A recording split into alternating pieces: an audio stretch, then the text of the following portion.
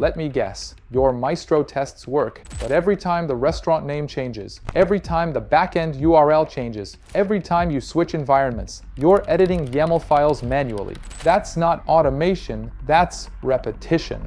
In Module 6.4 of our Advanced Mobile Automation with Maestro course, we fix this properly. You'll learn how to turn static flows into dynamic, environment-aware automation systems. One-line change, massive architectural impact.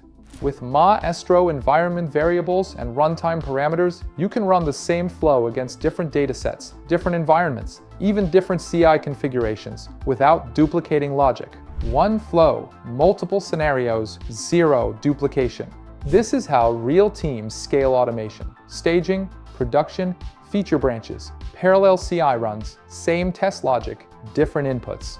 Dynamic inputs aren't just about convenience. They're about architecture. They're about separating behavior from configuration. They're about writing tests once and reusing them everywhere. In this lesson, you'll learn how Maestro env-block works, how to override values using CLI-E, how variable precedence works, how to propagate variables into subflows, and how to build a CI-ready automation that doesn't break when environments change. If your tests are still hard-coding values, you're not scaling, you're surviving. It's time to automate properly.